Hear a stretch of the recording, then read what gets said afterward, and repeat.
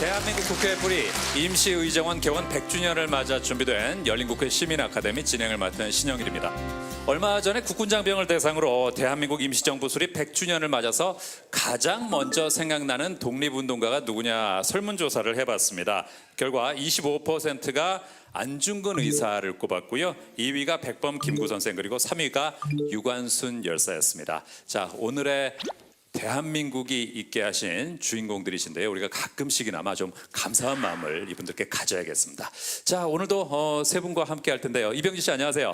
네, 반갑습니다. 이병진입니다. 네, 앞서서 저 백범 김구 선생 말씀을 드렸는데 네. 혹시 백범이 무슨 뜻인지 아세요? 갑자기요? 네, 백범 무슨 뜻일까요? 사실 근데 전 알고 있어서 이걸 제대로 해줘야 되나 재밌게 해주세요. 재밌게요? 예, 하얀 호랑이. 하얀 호랑이, 흰 백자에 범호자. 네. 아, 근데 왠지 그분의 이미지를 생각하면 그 뜻일 수도 있을 것 같아요. 그것도 좀 어울리시죠? 그러니까요. 네. 예. 아무래도 이제 이런 답변은 네. 미안하지만 이게 아비가일한테 먼저 좀 갔다가 그렇게 좀 와주시길 바래요. 모르시는 것 같은데요. 아니, 왜 이래요? 넘기는 거 아니에요? 저한테. 아, 그럼 오늘은 설정을 이병진 씨가 정답을 맞히는 걸로 할까요? 그래도 되는데. 아, 그럴까요? 그럼요. 예. 덕원 씨 갔다가 덕원 씨가 아주 멋있게 틀린 답을 얘기하고 네. 아비가일 씨도 다른 답을 얘기하고 이병진 씨가 맞히는 걸로. 그 그림이 좋네요. 예, 괜찮죠? 예, 괜찮네요. 우리가 왜냐하면 늘 예. 저한테 첫 질문에서 제가 예. 망신당하고 제가 칭찬받거든요. 아, 그러니까 항상 그랬잖아요, 우리가. 이 구도가 별로 좋지 않아요. 그러니까 말이에요. 가끔 오늘 변화를 줄 필요가 있어요. 반대로 한번 가주세요. 예. 자, 덕원 씨 안녕하세요. 네, 안녕하세요. 예, 앞서 제가 백범 김구 선생 말씀을 드렸는데 혹시 백범이라는 호가 무슨 뜻인지 아시겠어요? 제가 보기에는 그 백범 김구 선생님께서 예. 그 하얀 두루마기 입고 아하. 계신 모습 많이 봤거든요. 그렇죠. 우리 민족이 또 백의 민족이니까 그런 이미지로 짓지 않았을까. 아, 하얀 옷. 네, 뭔가 백이 예. 그 숫자 100, 호랑이. 호랑이. 네. 아, 그럼 호랑이 100마리? 또 요즘엔 백세 시대잖아요. 예. 그래서 호랑이도 오래오래 사니까 예. 호랑이처럼 100살까지 산다. 그런 거 아닌가요? 아, 그렇군요. 그 말도 그럴듯한데 이병진 씨는 혹시 아시겠어요? 정답을 원하십니까? 정답을 알고 계십니까? 아, 그럼요. 예. 정말 무릎을 탁 칠 만한 뜻을 갖고 있습니다. 뭡니까? 평범한 백성, 오. 백범 김구. 예. 여기까지 하겠습니다. 박수 한번 주세요. 네. 예. 지금 CG로 어깨가 좀 올라간 그런 부분이 들어갔을 거예요. 예. 정확히 맞추셨고요. 백범이라는 뜻이 뭐냐면 그 백자가 가장 낮은 계급이라고 당시에 얘기하던 백정을 뜻하던 백자였습니다. 그리고 범자가 평범한 사람을 뜻하는 범자여서 말 그대로 나는 아주 낮은 사람이다, 이런 의미의 백범이라고 호를 지으셨다고 하는데요. 다시 한번 좀 마음에 담으셨으면 좋겠습니다. 자, 오늘 우리와 함께 해주실 분은 바로 이분입니다.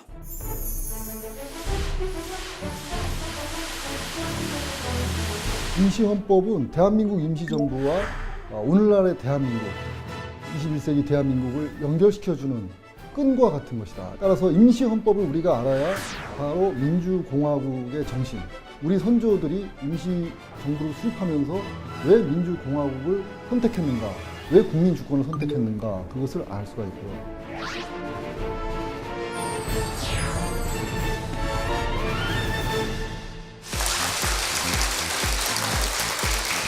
임시정부는 그 식민지 해방투쟁의 역사에서 2차 세계대전 이전의 임시정부 중에서는 가장 오랫동안 활동했던, 특히 대한민국이 동양에서 근대 입헌주의 헌법을 만들었다는 것이 전 세계 외신의 보도가 됩니다. 처음 들어보는데요. 굉장히 어려운 거 배우셨어요.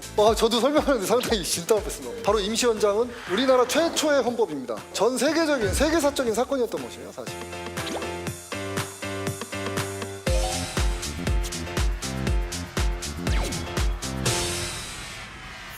자, 조유진 소장님과 함께합니다. 어서 오십시오.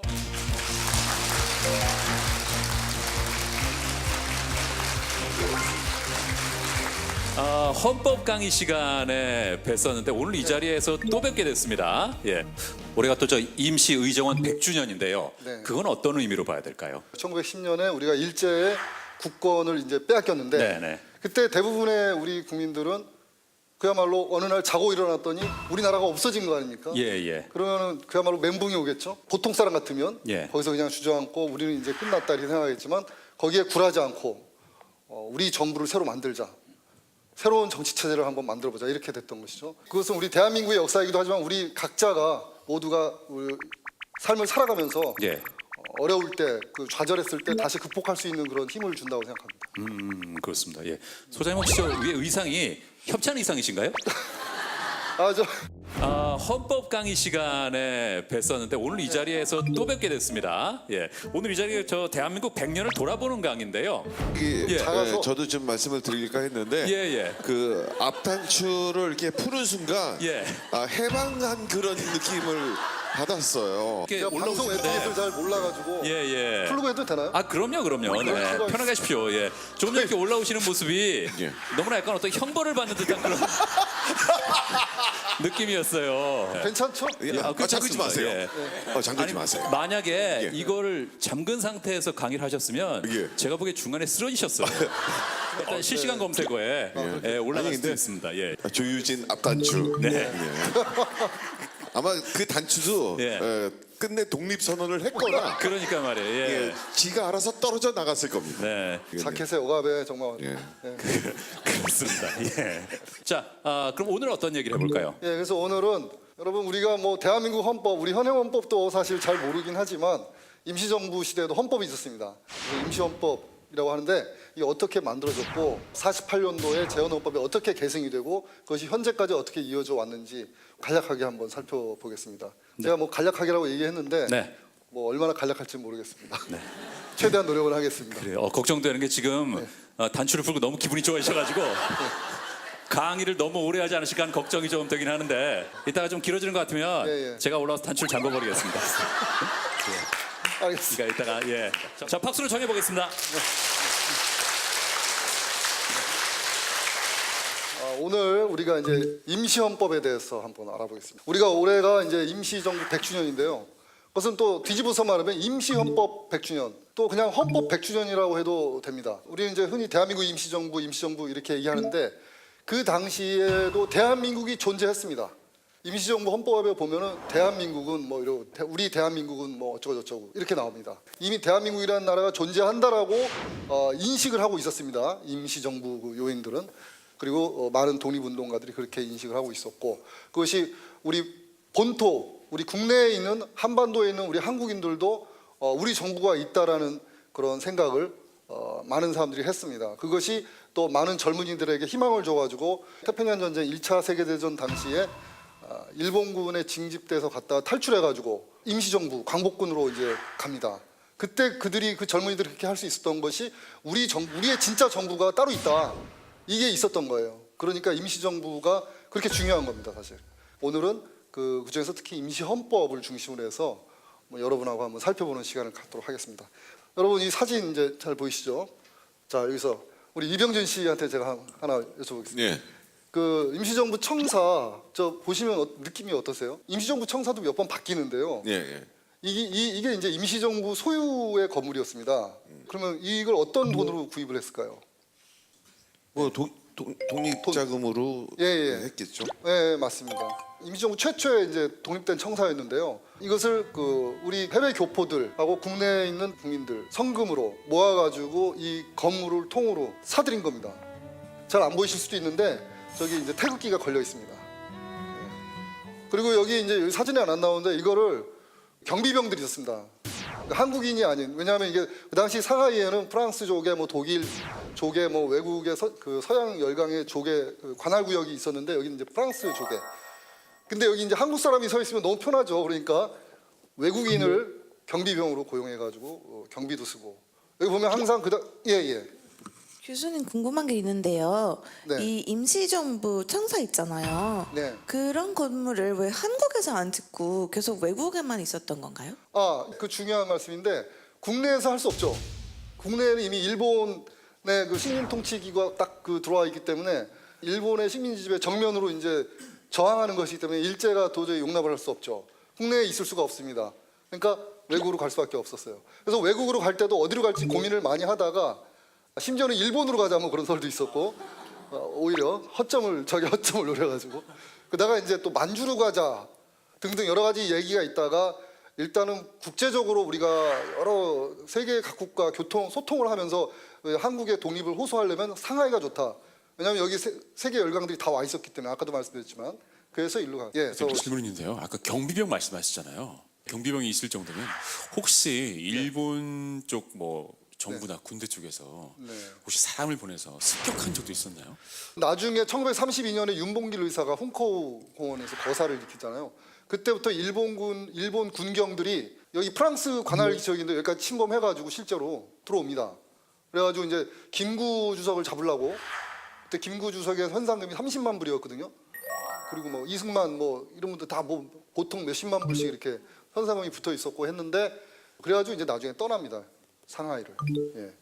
아주 우리에게는 그 우리 대한민국의 어떻게 보면은 모태가 된 그 거물입니다. 그래서 마음 같아서 서울에도 이런 거 하나 좀 복원해놨으면 좋겠다는 생각이고요. 자, 이것도 한 가지. 여러분 다 이분들 누군지 아시죠? 예, 이승만 대통령, 그다음에 김구 주석이십니다. 제가 이 두 분 사진을 같이 둔 이유가 있습니다. 이 두 분이 공통점이 크게 세 가지가 있거든요. 첫 번째는 임시정부에서 몸을 담고 독립운동을 했었던 분이에요. 두 분 다. 네. 또 하나, 둘 다 황해도 출신입니다. 황해도. 마지막 하나. 자, 우리 덕원 씨한테 한번 물어보겠습니다. 그거 혹시 아시나요? 그래서 전 자, 차이점은 많이 네. 보고 느꼈던 것 같은데. 차이점은 많죠. 공통점도 있어요. 동점. 우리 이병진 씨는 혹시 모릅니다. 모르세요? 너무 단호하게 말씀하시니까. 귀가 좀 닮은 것 같아요. 힌트를 하나 귀. 주시죠. 두 가지가 있으니까. 귀가 닮았어요. 귀. 예, 그렇죠. 그렇네요. 귀가 네, 닮았네요. 맞아요. 유일하게 공통점인 둘 것 다 같아요. 남자예요. 둘 다 양복을 입고 넥타이를 좋아해요. 넥타이 맺고 이 그 카라가 비슷하게 생겼어요. 둥그렇게. 그게 1920년대 유행이었나 유행인가 봐요. 보네요. 네. 자, 힌트. 네. 형벌과 관련된 거예요. 감옥 갔다 오셨어요? 네, 이 두 분 다 공통점이 사형수였어요. 사형수 둘 다. 예. 대한민국이라는 나라를 만들기 위해서 이런 그 당시에 거기에 정면으로 도전하면서 자기 목숨까지 바쳤던 분들이 결국 대한민국을 나중에 만드는 주역이 된 것이죠. 좀 여러분들께서 한번 기억을 해주십사 해서 말씀드리고, 참고로 이승만 대통령은 왜 사형 선고를 받았냐면 24살 때 1899년에 고종 황제의 폐위와 공화정을 주장해서 대역죄인이 됐습니다. 네, 그래가지고 사형 선고를 받고 6년 동안 서대문 형무소에 복역하다가 특별 사면이 돼가지고 미국으로 가죠. 결국 한국에 살 수가 없으니까. 그다음에 김구 주석은 마찬가지로 20대 때 명성황후가 일본에 의해서 암살당하죠. 그러니까 거기에 대해서 응징하겠다 해가지고 일본 사람을 죽입니다. 그래서 사형 선고를 받고 한 2년 동안 있다 탈옥을 해요. 나중에 또 붙잡힙니다. 징역 15년을 선고받고 복역하다가 결국 이제 가석방돼서 나와서 또 역시 한국에 살 수가 없기 때문에 상하이로 가신 겁니다. 자, 이제 여러분 보시면은 한문이 나오죠. 혹시 우리 이병진 씨가 한문은 제일 잘 아실 것 같은데 세 분 중에서 한번 읽으실 수 있겠습니까? 예. 한번 읽어주시죠. 독립선언서. 네. 5등은 조선의 독립국임과 조선인의 자주민임을 선언하노라. 차로서 세계 만방에 고하여 인류평등의 대의를 극명하며 차로서 자손만대에 고하여 민족 자존의 정권을 영육케 하노라. 예, 박수 한번 주세요. 선행한 건가 봤는데 안 하셨어요. 아니 우리 어떻게 하셨지? 이병진 씨가 이 정도는 됩니다. 예, 딱 보시면. 네. 그 당시 이게 이제 원문입니다. 그래서 뭐 표현을 보면은 굉장히 이제 우리 어렵죠. 이제 여기서 몇 가지 키워드: 독립국, 자주민, 그 다음에 인류평등, 뭐 그래서 민족 자존, 이런 것들이 중요한 키워드가 되겠습니다. 그때 이제 그 사람들이 많이 모일 수 있었던 게 3월 3일 날이 고종 황제의 장례식이었습니다. 그러니까 그것 때문에 전국 각지에서 많이 올라왔습니다. 처음에는 3월 1일 날은 이제 서울 이북 쪽, 오늘날 북한 지역이 많이, 왜냐하면 그 당시는 북한 쪽에 교회가 많았습니다. 오히려 남한에는 교회가 없었어요. 근데 교회가 있다는 뭡니까? 교회로 신도들이 조직화돼 있죠. 한 6개, 7개 정도 도시에서 동시에 하고, 이것이 점점 퍼지면서 3월 10일 날 전후해가지고 이것이 이제 남쪽으로 쫙 퍼집니다. 그래서 5월 달까지 이게 진행이 된 거예요. 3.1 운동이 5월 달까지. 당장 2달. 그리고 그 이후에도 끝난 게 아닙니다. 계속해서 그 이듬해까지도 계속 이어집니다. 산발적으로. 그러니까 요 3.1 운동이 3월 1일 날 일어났는데 1919년 3월 1일 날 일어난 3.1 운동이 결국 그로부터 한 달 이후에, 한 달 뒤에 중국 상하이에서 임시정부 출범으로 이것이 연결이 되고 있습니다. 자, 임시정부가 4월 11일 날 상하이에서 출범을 했는데요. 그런데 상하이 임시정부 말고도 이미 노령정부, 블라디보스톡에 우리나라 사람들이 임시정부를 만들었고요. 그다음에 서울에도 한성정부다고 해가지고 임시정부가 있었습니다. 그러니까 3개의 임시정부가 있는 거죠. 그러니까 이거를 통합해야 될 필요가 있었습니다. 왜냐하면은 임시정부가 한국에 생겼다 그러니까 이것이 전 세계 외신의 보도가 됩니다. 엄청나요. 보도가 많이 됐어요. 굉장히 그때도 이미 그러니까 인터넷도 없는데 그 보도가 된 겁니다. 그러니까 뉴욕타임즈, 워싱턴 포스트, 아사히 신문, 요미우리 신문 이런 데 다 보도가 돼요. 중국은 말할 것도 없고. 그리고 임시 헌장 뭐 이런 거 우리나라 임시헌법 이런 것들 막 미국 같은 경우는 전문을 다 보도해주고 해설까지 해줬어요. 한국에서 민주공화정이 출범했다. 그러면서 자 이제 세계에 그렇게 알려졌는데 임시정부 세계니까 헷갈리잖아요. 전 세계인들도 헷갈리고 우리나라 사람들도 헷갈리고. 그래서 이거 하나는 모아야 되겠다. 이거 통합을 해야 되겠다 해가지고 그해 9월 11일 날 이 세 개가 하나로 통합이 됩니다. 다만 이것이 통합이 되면서 상하이 임시정부의 그 역사도 그대로 계승한 거기 때문에 4월 11일을 우리 대한민국 임시정부가 출범한 날로 이렇게 보는 것이죠. 자 여기 딱 보시면은 여기 가운데 계신 분은 안창호, 도산 안창호 선생님 유명하신 분. 이 왼쪽에 계신 분이 누구냐? 혹시 그 아시는 분 계세요? 우리 패널 분들 중에. 여기 이분.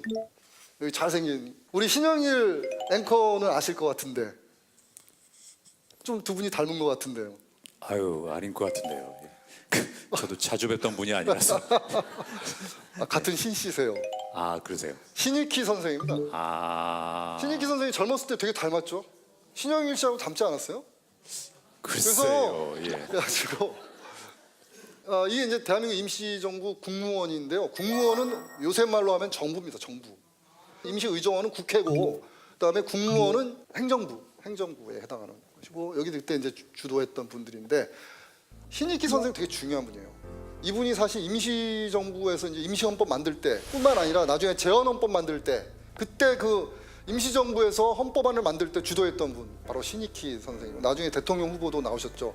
자 이것은 이제 1920년 그러니까 임시정부가 만들어지고 1년도 채 안 됐을 때 1920년 1월 1일 날 이게 이제 상하이에서 기념 촬영을 하신 건데요. 자 여기서 제가 한번 우리 덕원 씨 여기서 김구 네. 선생 한번 찾아보세요. 동그란 안경을 찾으면 될 것 같아요. 해상도가 근데 그때는 안경 안 쓰셨어요. 안 쓰셨어요? 이땐 젊었을 때라 눈이 좋았어. 안경 저 오른쪽에서 두 번째 제일 위쪽에 계신 분 아닐까?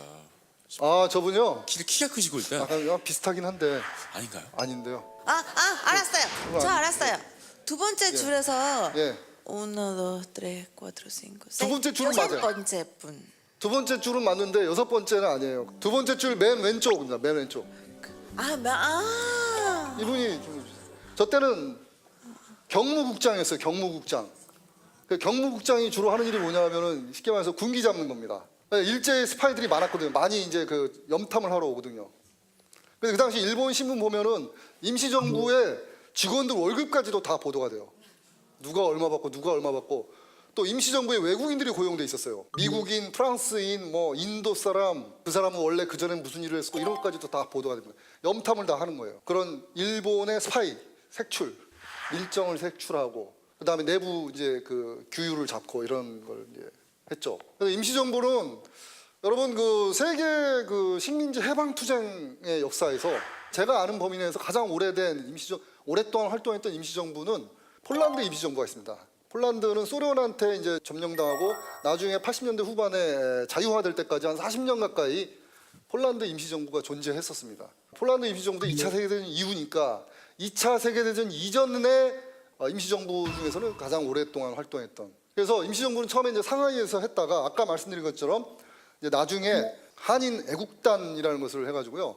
소위 말 의열투쟁이라고 합니다. 의열투쟁. 일제의 요인들을 암살하고 주요 시설을 폭파하고 특히 이제 주로 군사 시설, 군함, 뭐 구축함, 뭐 잠수함 이런 거 폭파하고 이런 것들을 합니다. 그것 때문에 이제 거기서 일제가 이제 탄압을 하니까 이제 이주를 해가지고 계속 이제 항저우 전장 이런 쪽으로 했다가 나중에 이제 광저우까지 갑니다. 이제 나중에 1937년에 일제가 중일 전쟁을 일으키면서 광저우를 점령합니다. 그때 이제 그래가지고 다시 서쪽으로 이동해가지고 결국은 충칭까지. 여러분 충칭은 중국에서도 굉장히 먼 데입니다. 일본군으로 끌려가서 거기 탈출해가지고 우리 대한민국 임시정부 찾아가잖아요. 젊은이들이 6,000km를 가야 돼요. 6,000km를 걸어서 가요. 걸어서 가다가 죽기도 많이 죽고 중간에 일본군한테 걸려서 죽고 뭐 하다가 또 거기 중간에 또 치안이 안 되니까 뭐 강도도 만나서 죽고 살아서 가는 사람은 몇 명 안 돼요. 매일같이 폭격이 있었죠. 일본에 의해서 일본의 어떤 폭격기들이 계속 폭격을 해댔습니다. 여기 이제 공업 시설이 되게 많았거든요. 그래서 우리가 흔히 뭐 임시정부 의원들이 항상 안전한 곳만 쫓아다녔다 이렇게 하는데 그건 전혀 잘못된 것입니다. 안전한 곳을 쫓아다니는 게 아니라 일제 그걸 피해가지고 투쟁의 근거지를 찾아서 간 거지 안전한 데로 갔으면 굳이 충청을 갈 필요가 없죠. 맨날 폭탄 떨어지는데.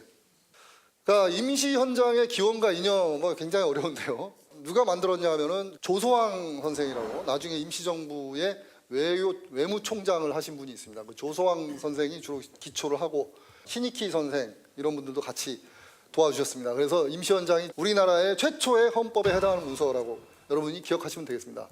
참고로 말씀드리면 그 이전에도 홍범 14조, 뭐 헌의 6조, 대한국제 뭐 이런 것들이 있었습니다. 헌의 6조 같은 경우는 이제 만민공동회에서 이제 제안했던 것이고 나머지는 정부에서 했던 것인데 이런 것들도 헌법적 성격을 조금 띠고는 있는데 이건 본격적인 헌법이라고 볼 수는 없습니다. 대한제국에서 했던 것들은 이것은 이제 군주 주권에 입각해가지고 왕이 이 나라의 주인이다라는 사상에 입각했고 국민 주권에 입각한 그 헌법은 대한민국 임시헌장 1919년 이때가 이제 최초로 왔던 것이죠. 선생님, 근데 갑자기 드는 생각인데요. 그렇게 해서 이제 우리나라가 민주주의 국가가 됐지 않습니까? 네. 그런데 혹시 그때 민주정 말고 왕정을 복구하자든가 이런 의견이나 운동 같은 거 없었나요? 그거 있었습니다. 지금 덕원 씨가 말씀한 것처럼 다시 왕정을 복구하자, 조선 왕조를 다시 복구하자라는 주장을 하는 분들 있었어요. 그냥 허투루 볼 게 아닙니다. 상당히 심각했습니다. 그리고 실제로 임시정부 안에서도 바로 그러한 그 왕정 복구를 주장하던 분들이 있었습니다. 임시정부 요인들 사이에도 그런 사상을 복벽주의라고 합니다. 복이라는 건 다시 복자, 복벽은 왕을 뜻하는 겁니다. 왕. 그래가지고 나중에 우리가 대한민국 임시헌장에 보면 대한민국은 구황시를 우대한다 이런 조항이 들어간다. 그게 바로 이제 타협의 산물입니다. 공화정으로 가야 된다. 이제 다 이제 왕정 이건 옛날 낡은 유물이다. 그래가지고 하는데 다만 많은 우리 국민들이 또 그 몰락한 왕조에 대해서 어떤 애련함이라든가 이런 게 있기 때문에 그걸 또 우리가 그냥 아주 무시할 수는 없단 말이죠. 그래서 이제 구황시를 우대한다는 조항을 넣고 그것이 이제 임시정부 헌법에서 그다음 계속 몇 번 바뀌지만 계속 그 조항이 남아 있습니다. 자, 그리고 아까 말씀했지만 이제 상하이 임시정부 말고 노령정부 또 한성정부도 있었죠. 여기서도 다 각자 헌법하고 비슷한 그런 문서들을 내놓았는데 이것들은 헌법이라고 보기가 어렵습니다. 먼저 노령정부 대한국민의회의 결의안이라고 해서 있는데 내용을 보면은 대한국민의회는 독립 달성을 기약하며 자주 독립을 주장하고 일본의 통치 철폐를 주장하고 이렇게 돼 있습니다.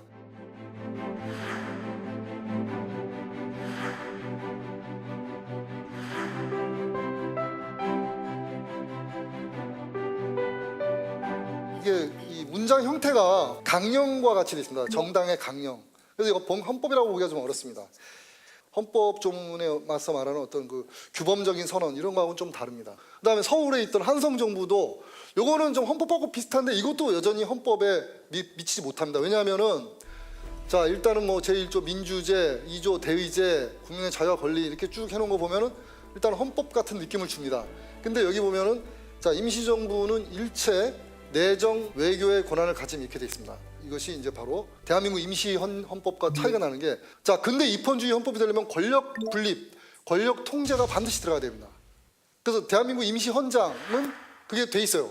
대한민국 임시정부는 임시의정원의 결의로서 통치한다 이렇게 돼 있습니다. 다시 말해서 권력 분립을 예정하고 있는 거예요.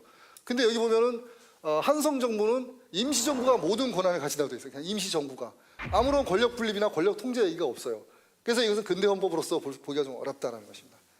자 여기 갑자기 이제 자연법 이렇게 나오니까 여러분들께서 좀 생뚱맞다는데 혹시 자연법 law of nature 영어로는 natural law라고 합니다. 자 자연법이 뭔지 혹시 아세요? 우리 이병진 씨 혹시 자연법이라는 말을 들어보셨나요? 처음 들어보는데요. 아 그러세요? 네. 네. 자연이 생겼나 보죠? 정답. 자연스럽게? 정답입니다. 맞습니다. 예.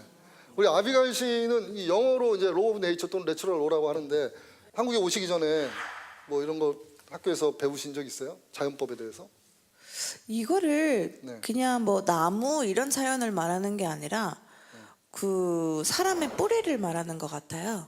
예, 다 포함됩니다. 네. 그러니까 옛날에는 그 자연 현상 이런 것도 포함했었고, 그다음에 옛날에는 또 신의 뜻 이런 것도 자연에 다 해당됐죠. 그다음에 이제 근대로 오면서 인간의 생각, 인간의 이성 이거를 이제 자연법의 하나의 핵심으로 이제 보게 됩니다. 왜 이제 제가 자연법이라는 말을 쓰냐면, 자 우리가 임시정부를 만들고 임시헌법을 만들고 한 게 이 모든 게 다 그 근거가 되는 게 자연법 사상에서 이것이 나오는 것입니다.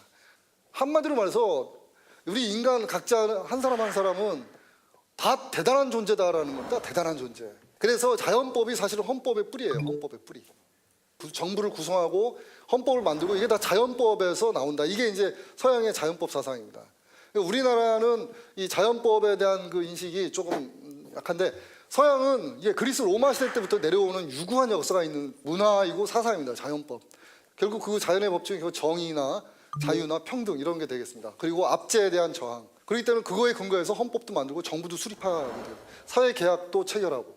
그러니까 우리가 그동안은 자연법 사상보다는 왕이 천명을 받아가지고 백성들을 다스린다는 개념이었는데, 이제 그걸 다 끊어버리고 모든 국민이 국가의 주인이 돼가지고 자연의 어떤 이법에 따라서 정부를 만들고 법을 만들다 이렇게 되는 것입니다. 이게 임시정부를 수립하면서 이것이 이제 우리에게도 이것이 시작이 되는 것입니다. 자연법에 입각한 그 헌법과 정부의 건설, 그리고 압제에 대한 저항, 다시 말해서 일제에 대한 항거 이런 것들이 다 자연법적인 뿌리에서 우리가 시작이 됐다 이렇게 말씀드리겠습니다. 그래서 이게 이제 독립선언문이나 우리나라 독립선언뿐만 아니라 미국 독립선언에도 자연법 사상이 나옵니다. 미국 독립선언에는 아예 그냥 자연법이란 말이 아예 나오죠.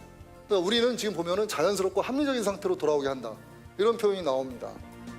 이 자연법 사상에서 이미 이게 나오는 것입니다. 이 당시에 임시정부 요인들이 그 당시에 서양의 법학을 다 공부한 사람들입니다. 서양의 법학을, 자연법 사상을 알고 있었어요. 그래가지고 그 자연법적인 게 녹아 들어간 겁니다. 그래서 여기 보면 이제 대한민국 임시헌장 앞에 이제 선포문인데, 신과 인간이 하나 되어 중해에서 협응하여 뭐 서울에서 봉기한 지 30여일에 뭐 이런 표현으로 나옵니다. 이 신의 뜻, 뭐 신과 인간의 일체, 이게 다 자연법 사상에서 사실은 유래하는 것입니다. 우리나라 최초의 헌법입니다. 우리나라 최초의 헌법이고, 이것을 기초하신 분들은 1919년 4월 11일 날 오전 10시에 이것이 완성이 됐습니다. 시간까지 정확히 말씀드려요. 그것이 전 세계로 보도가 됐습니다. 전 세계로. 우리만의 일이 아니라 전 세계적인, 세계사적인 사건이었던 것이에요, 사실은.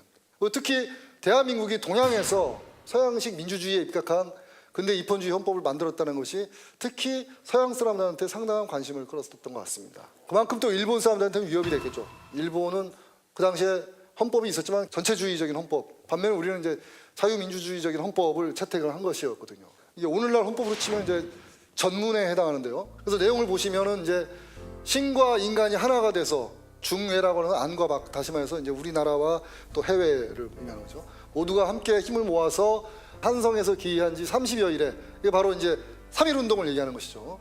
그래서 평화적 독립을 300여 주에 광복하고, 300여 주가 뭘까요? 300여 주. 이게 세계 300여 나라가 아니라 이게 우리나라에 그 당시에 200여 개의 군이 있었어요. 군단위. 그걸 다 합쳐서 이제 우리나라 전국 방방곡곡을 의미하는 것입니다. 우리나라 전국 방방곡곡의 광복, 빛을 다시 회복하고 국민의 신임으로 완전히 다시 조직한 임시정부 이렇게 되어 있습니다.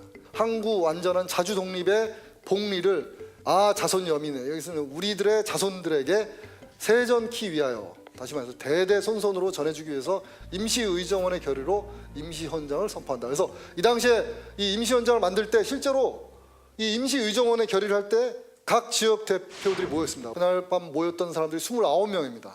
그런 대표성을 가지고 만든 것이다. 이게 결코 몇 명이서 그냥 뚝딱 다 만든 게 아니다. 우리 대한민국 임시정부랑 성격이 가장 비슷한 게 프랑스 임시정부거든요. 프랑스 임시정부는 2차 세계대전 당시에 그 추축국에 맞서서 연합국 측에 서 있는 그 피식민지였습니다. 프랑스나 우리나라. 프랑스는 불과 3년밖에 그 기간이 안 됐어요. 고통스러운 시간이. 근데 우리는 그거보다 10배가 넘었어요. 10배.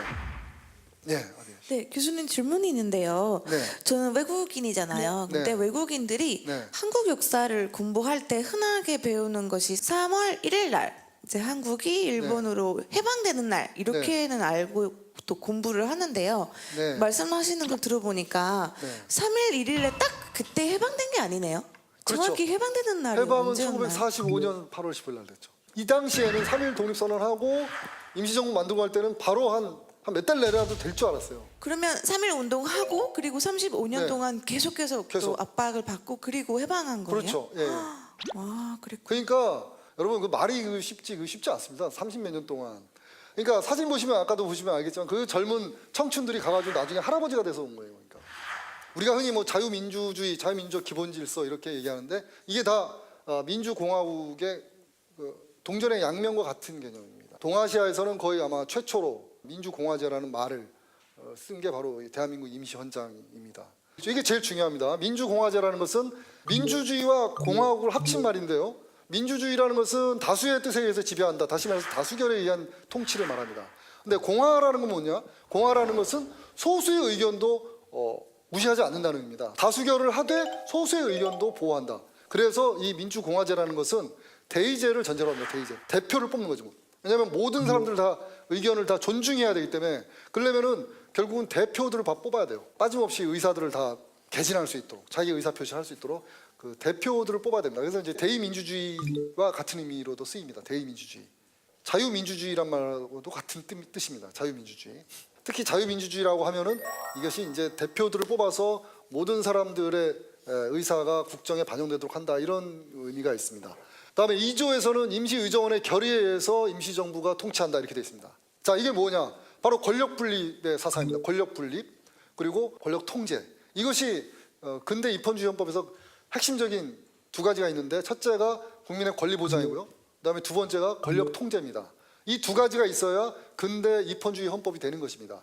근데 바로 임시헌장은 이와 같은 임시정부가 임시의정원의 결의로 통치한다 이렇게 되기 때문에 바로 다시 말해서 입법과 행정기능의 분리를 예정하고 있습니다. 바로 이기 때문에 임시헌장은 곧 헌법이다 이렇게 말씀드릴 수가 있겠습니다. 임시헌장 제3조를 보시면은 바로 일체평등. 조선왕조가 왜 망했냐? 조선왕조가 너무나 뿌리 깊고 너무나 고착화된 그 신분질서. 하층에 있는 사람들은 얼마나 그 소외감을 느끼고 그러겠습니까? 조선이 망한 것은 신분제 때문이다 이런 의식이 있었던 것이죠. 그래서 만민평등이 필요하다.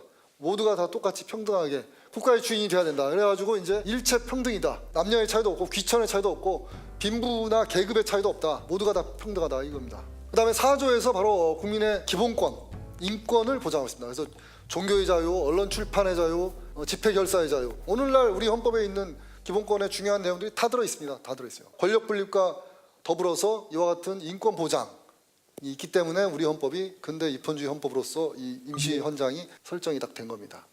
그리고 선거권과 피선거권, 바로 참정권이죠. 국민이 주인이기 때문에 당연히 참정권도 있어야 된다.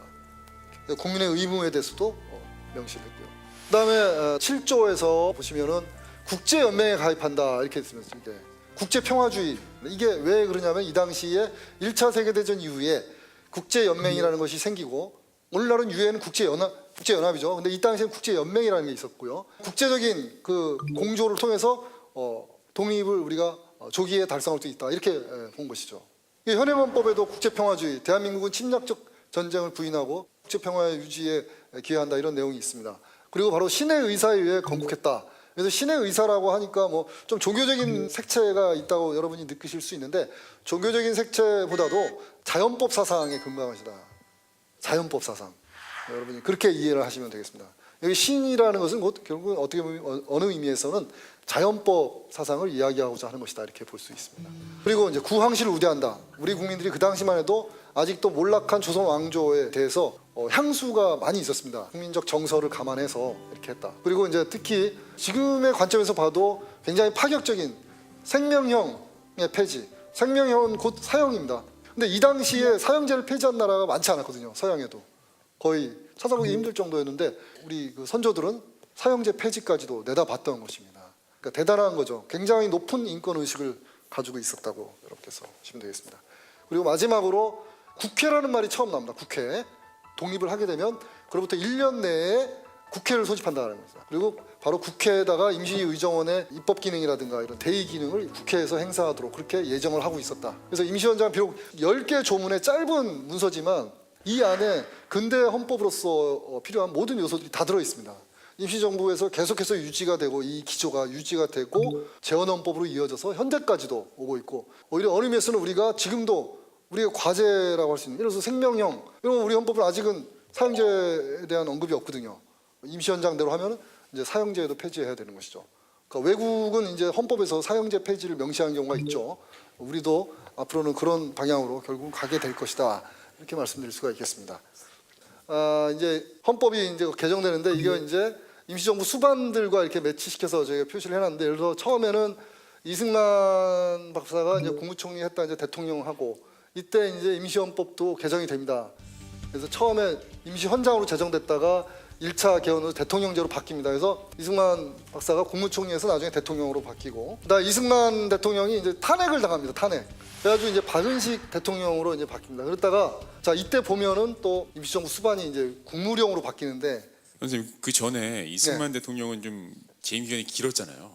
근데 이 이후에는 왜 이렇게 재임 기간이 짧은 거예요? 예. 이승만 대통령이 1919년부터 한 6년 정도 임시 대통령 하다가 바뀌는데 1929년대 중반부터 이렇게 되거든요. 왜 그러냐면은 몇 가지 요인이 있습니다. 첫째는 임시정부를 만들 때만 해도 금방 우리가 독립을 할 줄 알았어요.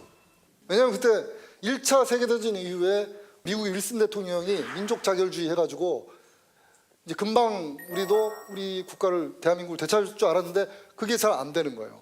몇 년씩 길어지니까 사람들이 이제 좀 힘들죠. 싸움도 오래 하면 힘들잖아요. 뭐든지 한 칸에 그냥 끝내야 되는데 점점 힘들어지고 일제히 탄압이 점점 거세집니다. 국내에도 이제 비밀 조직이 다 있었거든요. 임시정부가 비밀 조직이 있었는데 그게 다 와야 돼요. 와야 돼. 다 무너져. 그게 1920년대 중반에 무너집니다. 그러면서 여러 가지 뭐 재정난도 겹치고 탄압도 거세지고 또 임시정부 내부에서도 또 여러 가지 노선에 대한 어떤 갈등, 권력투쟁 비슷한 것도 좀 있고요. 어느 조직이나 정치 조직은 다 그럴 수밖에 없습니다. 뭐 임시정부, 대한민국 임시정부만 그런 건 아니에요. 뭐 어느 나라나 외국도 마찬가지고. 그러다 보니까 임시정부 리더십이 이렇게 계속 흔들립니다. 흔들리고 그래서 이분들 보면은 예를 들어서 몇 달씩밖에 안 하죠. 여기 보시면 몇 달씩밖에 못 합니다. 특히 이제 25년에 특히 이승만 대통령 탄핵했다 그랬죠 아까. 그러면서 또 미국에서 재미교포들의 송금이 많이 이제 줄어듭니다. 그러면서 약간. 그래가지고 20년대 중반에 굉장히 이때 힘들었습니다. 임시정부가. 근데 여기 보시면은 특히 이동영 선생이 보면은 중간중간에 짧게 하시죠. 이분이 왜 이렇게 했냐면 이분이 아까도 제가 말씀드렸지만 임시정부의 멘토 역할, 정신적 지주였습니다. 최대한 임시정부의 뛰어난 인재들을 많이 붙잡아다야겠다. 임시정부를 위해서 일할 수 있도록. 그래가지고 훌륭한 좋은 사람들이 있으면 계속 임시정부에 수반을 시키려고 노력을 했습니다. 본인은. 근데 이제 그 사람들이 막 그만두고 그러면은 할 수 없이 자기가 잠시 하다가 또 이제 새로운 인물한테 또 맡기고. 여기 보면 양기탁 선생, 뭐 안차원 선생, 요 중간중간에 이동영 선생이 이제 하신 겁니다. 그러다가 나중에 보시면 이동영 선생이 나중에 한 13년 정도 주석을 합니다. 이때 더 이상 이제 흔들려서 안 되겠다 해가지고 이동영 주석이 오랫동안 지도자를 하시다가 돌아가실 때까지 하죠. 돌아가실 때까지. 그 이후에 이제 김구 주석의 체제가 완전히 이제 들어서는 거 이때부터. 나중에 이제 해방 이후에 한국에 와서 서울로 돌아왔을 때 1947년부터는 이승만 대통령이 이제 주석을 맡아서 했던 것이죠. 임시정부 헌법이 개헌이 되는데 개헌된 전체적인 그 흐름을 보면 일단 민주공화국이라든가 대한민국의 주권이라든가 국민주권 이런 것들은 계속 유지됩니다. 헌법의 기본 틀은 계속 유지되면서 통치 체제에서 무엇을 우선할 거냐. 처음에는 의원 내각제 비슷하게 시작했다가 대통령으로 바뀌었다 그랬죠. 그러다가 다시 또 내각제 비슷하게 가다가 집단 지도 체제 하다가 결국은 마지막에 이제 주석 체제로 갑니다. 주석. 그래서 지도 체제를 강화시키는. 왜냐하면 막판에 가면 이제 2차 세계대전이 일어나고 하면서 이제 독립이 임박했기 때문에 보다 강력한 리더십이 필요해서 그때 이제 주석으로서 강력한 리더십을 행사했던 것이 바로 김구 선생이다. 이렇게 여러분께서 이해하시면 되겠고요. 그 마지막 개헌이 5차 개헌이 중요한데 이때는 소위 말하는 사회주의 계열의 그 독립운동 세력들이 임시정부에 결합을 합니다. 임시정부가 그때는 이제 막 커져요. 그래가지고 새롭게 이제 개헌을 하면서 되는데 이때 헌법이 재헌헌법하고 너무나 비슷합니다. 전문이나 이런 거 보면 현행헌법 전문하고도 비슷하고요. 너무나 비슷한 표현이 많습니다. 그래서 이제 연속성을 좀 말씀을 드리면 이런 식으로 국호가 계속 유지되고 민주공화제도 거의 계속 유지됩니다. 국민주권도 계속 유지가 되고 다만 이제 중간에 임시정부법에서는 이제 광복운동 독립운동가들에게 잠정적으로 대한민국의 주권이 있다 그런 표현도 들어간 적이 있었습니다. 그 헌법 보면 내용들이 좀 비슷하게 이어지면서도 네. 약간 다른 부분들이 있잖아요. 네.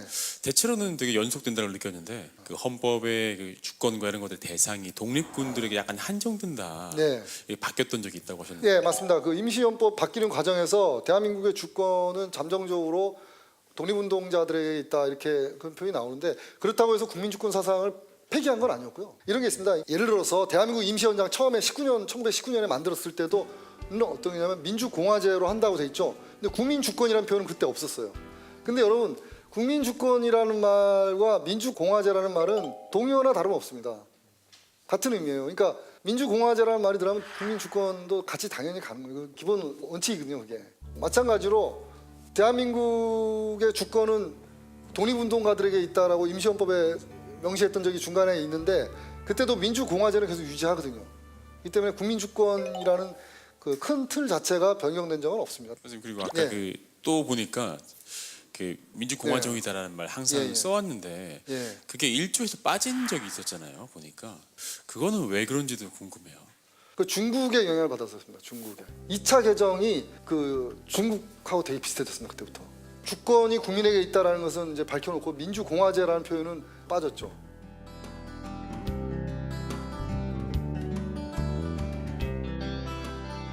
거기 보면 중화민국 임시헌법에는 이제 국민주권이라는 표현이 없거든요. 거기에는 그러니까 이제 굳이 국민주권이라는 표현 안 써도 우리는 이제 민주공화를 하고 있기 때문에 문제가 없다고 이렇게 인식했던 것일 수가 있습니다. 그래서 이런 식으로 쭉 이게 이제 학자들이 정리해 놓은 건데요. 이게 이런 식으로 딱 보면 임시헌법과 재헌헌법이 계속 이어져 왔다는 걸 여러분께서 아실 수가 있습니다. 쉽게. 네. 글씨가 너무 많아서 여러분 막 눈이 아프시죠? 네. 여기서 그 전문을 보시면 좀 재미있습니다. 전문. 여기 보시면 특히 이제 주목할 만한 게 1944년 이게 마지막 임시정부 헌법인데 44년 헌법이. 근데 여기 보면 재미있는 구절들이 많습니다. 예를 들어서 3.1 대혁명에 이르러 이때 3.1 대혁명이란 말이 이때 들어갑니다. 그래서 요새 뭐 3.1 운동을 3.1 혁명으로 하자 이러는 분들이 있는데 이미 저 일제강점기에도 3.1 혁명이라는 말을 썼습니다. 그리고 임시헌장에서 특히 이제 44년에 이 마지막 보면은 전문이 상당히 현행헌법하고도 비슷하다 이렇게 볼 수 있습니다.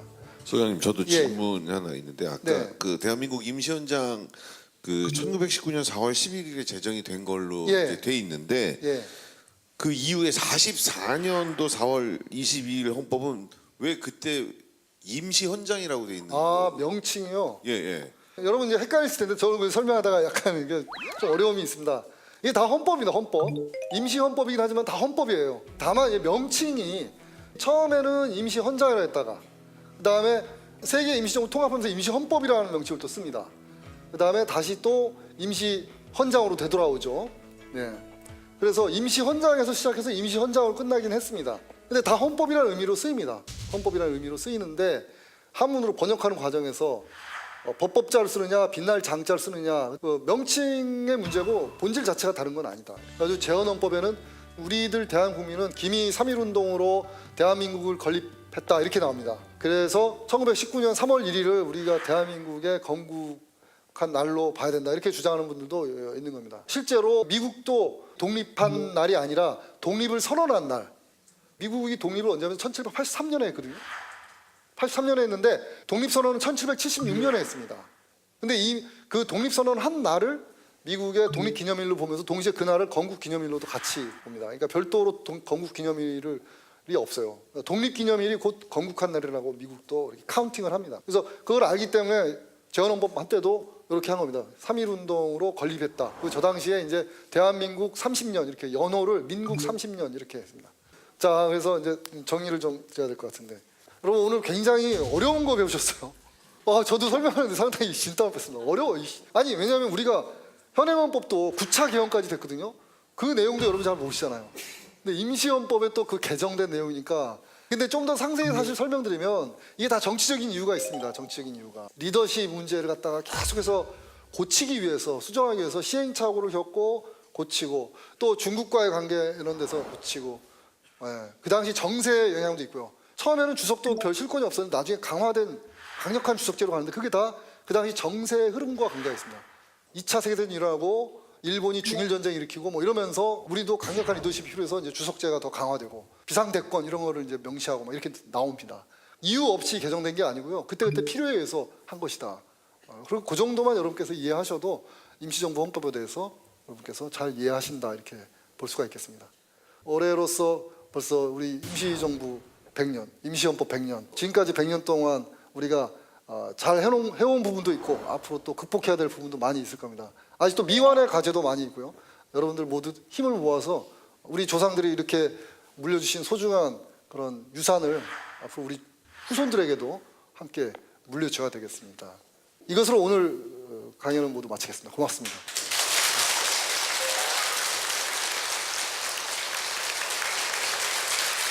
이렇게 강의를 들어봤는데요. 덕원 씨는 어떤 부분이 가장 인상적이었습니까? 사실 그 임시정부 이런 상황이 쉽진 않은 상황이잖아요. 그 상황에서 이런 헌법을 만들었다는 게 참 대단하다고 느껴지는데 아마 그 어려운 과정들이 임시 헌법의 변화 과정에서 많이 들어가지 않나 생각이 들고요. 그 과정을 더 많은 분들이 알고 공부해야겠다는 생각이 들었습니다. 네. 아비가일 씨 오늘 내용이 사실 쉽지는 않은 내용이었는데 어땠습니까? 네, 쉽지는 않았는데요. 네. 충격 받았어요. 네. 왜냐면 이게 저는 이제 한국의 역사를 처음 배웠을 때 3월 1일 날에 한국은 일본에서 해방했다 이렇게 배웠거든요. 예. 근데 오늘 아주 신선한 충격을 주셨는데 와, 이게 임시정부를 하셨던 분들이 진짜 마음고생 많이 하셨을 것 같아요. 계속해서 독립운동을 해도 안 되니까 정말 고생 많이 하셨는데 역사를 배워보니까 네. 이 대한민국의 진실을 알게 되는 것 같아서 아주 뜻깊어요. 네, 감사합니다. 그만큼 많은 분들이 고생을 하신 거예요. 예, 오랜 시간에 걸쳐서. 예. 이병진 씨는 어떠셨습니까? 뭐 아까 소장님께서도 강의 중에 그렇게 말씀을 하신 것이 좀 이해하는데 큰 도움이 됐던 것 중에 하나가요. 네. 그러니까 오랜 역사를 거치면서 또 우리의 제대로 된 헌법을 만들기 위해서 엄청나게 많은 분들이 오랜 시간과 여러 가지 고생들을 하셨잖아요. 근데 이름은 각기 다 다르지만 결과적으로 근본은 하나고 본질은 같다. 네. 그렇게 생각해 보면 이게 헌법이라는 게 그렇게 어렵지는 않다라는 결론을 저 역시도 좀 내리게 된 것 같아요. 잘 이해하신 거죠? 예, 100% 네. 완벽하시네요. 예. 오늘 이제 보람을 느낍니다. 예. 네, 좋습니다. 자, 함께해 주신 조유진 소장님께 다시 한번 큰 박수 부탁드리겠습니다. 고맙습니다. 네, 고맙습니다.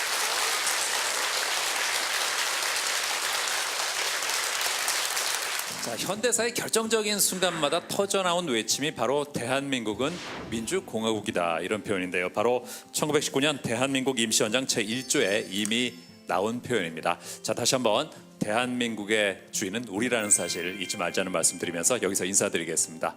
열린국회 시민아카데미 다음 시간에 다시 뵙겠습니다. 고맙습니다. 자, 고생하셨습니다.